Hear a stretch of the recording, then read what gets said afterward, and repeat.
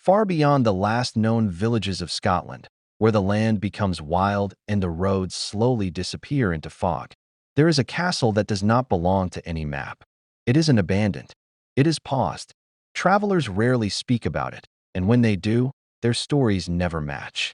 Some describe towering walls that stretch endlessly into the sky. Others remember only ruins. But all of them agree on one thing. The castle appears when you're not looking for it. Daniel wasn't searching for anything. He had taken a wrong turn on a narrow road, trying to find a shortcut back to the main highway. The fog rolled in suddenly, thick and unnatural, swallowing the road behind him within seconds. "Perfect," he muttered, slowing the car. Then he saw it. At first, it looked like a shadow in the distance. Then it became clearer. Stone walls, high towers, windows that reflected no light. The castle stood alone, surrounded by empty land where nothing seemed to grow. Daniel stopped the car. This shouldn't be here. The engine died instantly. Silence. Heavy. Unnatural. He stepped out slowly, the cold air hitting his face harder than expected. The fog didn't move. It simply hung there, as if frozen. The gate was already open. Not broken. Not forced. Just open. That should have been enough to make him leave. But something pulled him forward. Not curiosity. Something deeper. Quieter. He walked into the courtyard. His footsteps made no sound. The ground absorbed it. The main doors opened before he touched them. Slow. Deliberate. As if the castle had been waiting. Daniel hesitated for a moment, then stepped inside. The doors closed behind him. The sound echoed far longer than it should have. Candles along the walls lit up one by one, revealing a long corridor stretching into darkness. "Hello," he called. No echo. No answer. Only silence. Then, a whisper. Soft. Close. "Welcome back." Daniel froze. "I've never been here," he said immediately. The silence returned. But the feeling remained. He wasn't alone. He walked deeper into the castle, past paintings that lined the walls. Faces of people dressed in old clothing stared forward, unmoving.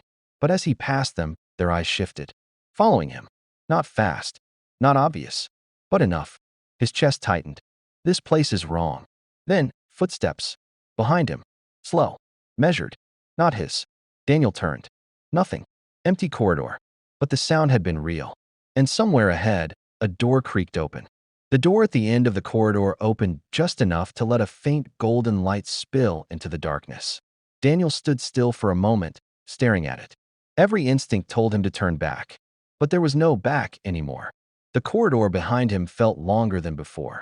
Different. He walked forward. Slowly.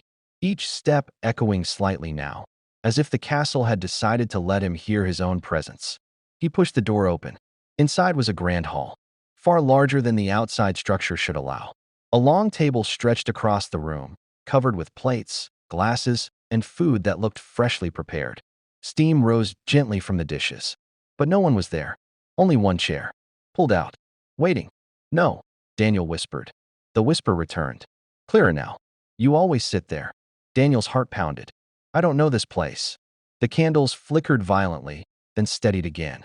And suddenly, someone was sitting at the far end of the table. Daniel hadn't seen him enter. He had simply appeared. A man, dressed in old royal clothing. Pale. Still. Watching. "You took your time," the man said calmly. Daniel stepped back. "Who are you?" The man tilted his head slightly. "That depends." "On what?" "On how much you remember." The room grew colder. The walls felt closer. "I've never been here," Daniel insisted.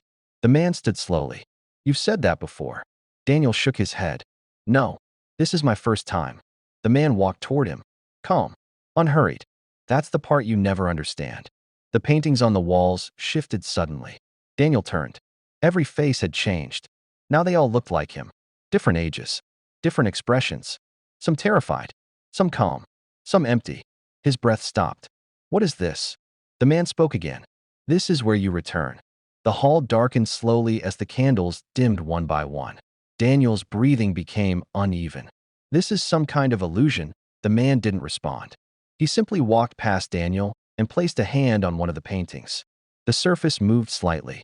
Like liquid. The image changed. Now it showed Daniel running through the castle. Panicked. Desperate.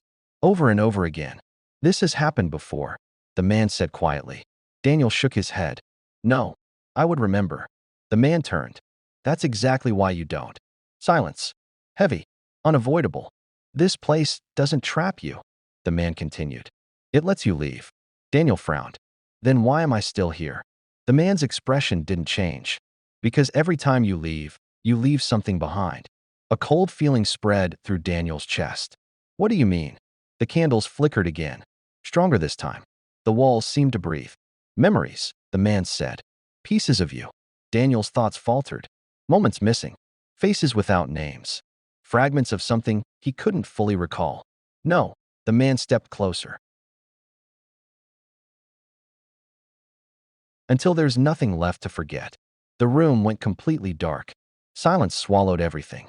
Then, the main doors opened somewhere behind him. Light flooded in. Daniel ran. Through the corridor. Past the paintings. Out of the castle. Into the cold air. Breathing hard. Alive.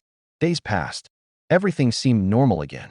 Until one morning, he looked at a photograph. And didn't recognize himself. Not completely. Something was missing. Something important. And far away.